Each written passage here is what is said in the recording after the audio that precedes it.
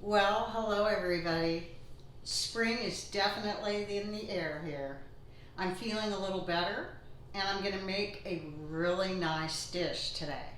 I'm going to make German pork chops with sauerkraut.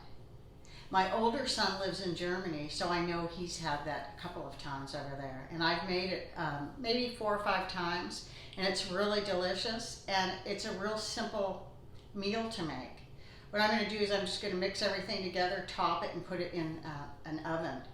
So I purchased some sauerkraut today in a can, and normally I like to buy sauerkraut that's in a jar, but I've kind of limited where I live. I'm in a small town, so I can't go to all the stores that I like to go to. I mean, I don't drive as much as I used to. So this sauerkraut just has cabbage, salt, and water, and that's why I bought it. And I got this at Walmart, and it was really inexpensive. Where all the ones that are in town where I live have like preservatives in them, and I don't want preservative if I can get away with it, because I've made my own sauerkraut before, and you just put salt, water, and like celery seeds or anyway, I'm going to show you how to make this wonderful simple meal. I hope you enjoy this. These are all the ingredients and the only ingredients you're really going to need to make this. Now, the recipe is a larger amount than what I'm making. So when I put the recipe under the video on the description, I'm going to give you a full recipe that makes like 8 pork chops, but I'm only making 3. So you'll be able to see the full recipe.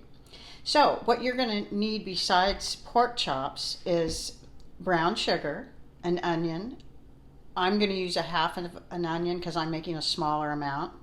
And it doesn't matter what kind of onion you use. I'm using a red onion today.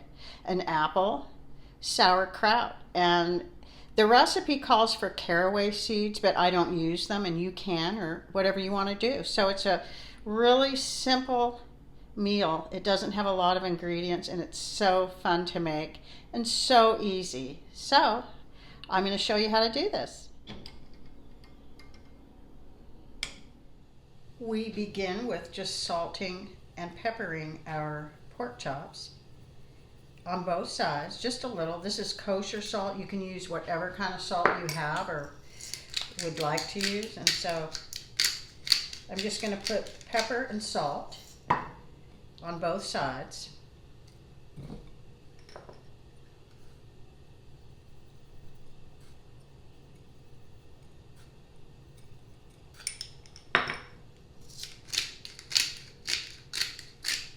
And then we're going to set the pork chops aside. And next we're going to cut our apple up with this apple core. So you're just going to, I don't know if you've ever tried one of these. They're really nifty. So we're just going to push down. I'm not real strong, but it's an easy thing to do. But there we go. So these are really neat because they do core the apple. And it's all done for you, but I am not real strong in my arms lately. I think I need to do some push-ups. So this could be a blooper because it's kind of embarrassing, but it is what it is.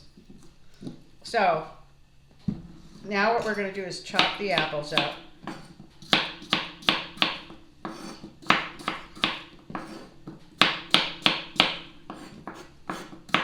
And I'm still going to use 1 apple, even though I'm cutting the recipe in half. I would technically be using like a half an apple, but I'm just going to use the whole thing. So you want to chop these up, and they can be smaller or about this size. I am probably going to chop them a little more. And then what you're going to want to do is chop your onion. And I am only going to use half of an onion because I'm only doing half the recipe. So let's finish this. So next you're going to want to brown your pork chops on probably about a 3, a medium low. And you can use whatever kind of oil you want. I'm kind of partial to bacon lard because I have so much of it. And it gives it a lot of flavor too. It doesn't take flavor away. It actually enhances flavor to anything, especially pork. So I'm going to take my 3 pork chops.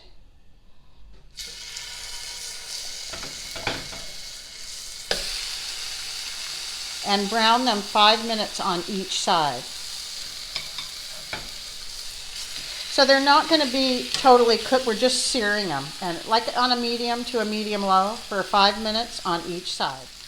Okay, we're going to flip these over now. And I did say medium to medium low, I meant medium to medium high.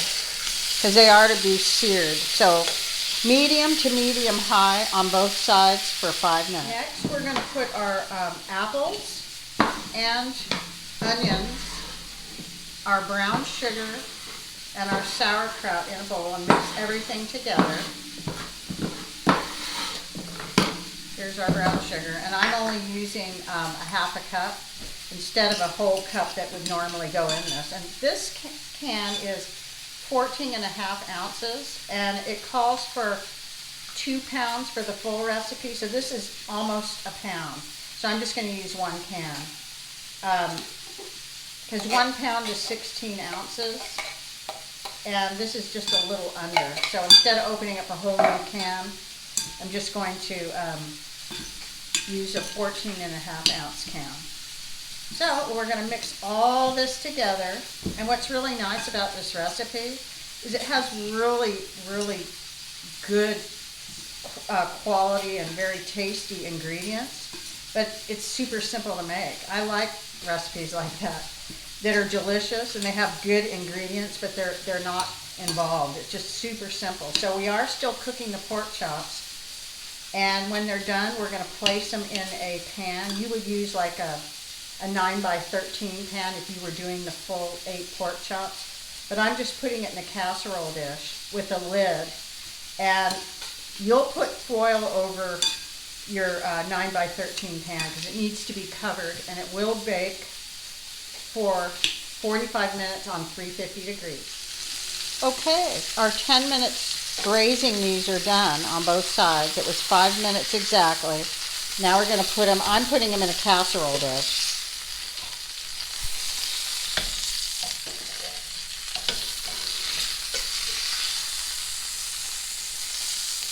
Okay, and now we're going to put the sauerkraut on top. Okay, so all we do is just put this all on top of the pork chops. Just like this.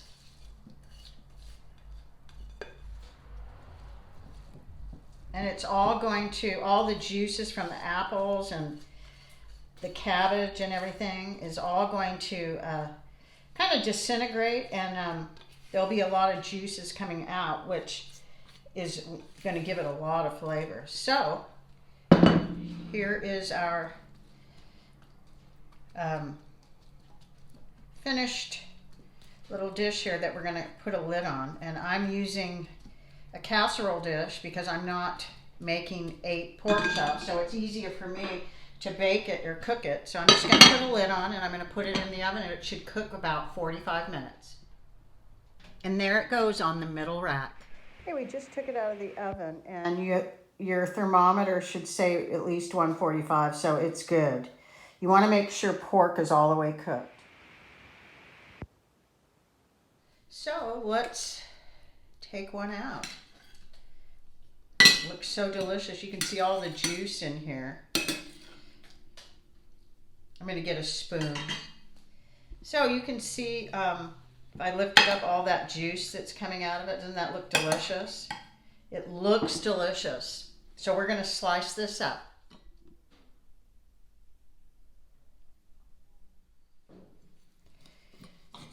So you can see how tender that is. See how nice and smooth that cuts? Looks absolutely delicious. It's very tender.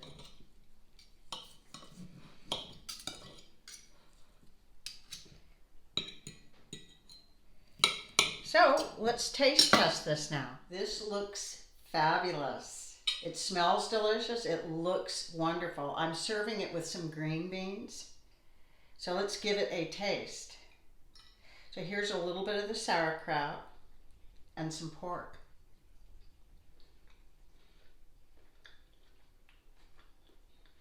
Unbelievable. You can taste it's kind of a sweet and sour. Really, really good. In 2017, I took my youngest son and my nephew to Wisconsin and Minnesota. We went to a wonderful, just fabulous German restaurant in Minneapolis. And I can't pronounce it, but it's a German restaurant. We had everything you can think of there. And this was one of the items that we had. So delicious. I love German food. So if you want something really delicious and really simple to make, this is it. This is really something different for a change. It's something that people don't make a lot. But I'll tell you, it's absolutely wonderful and so simple to make. So I hope you give this a try, and I hope it turns out wonderful for you.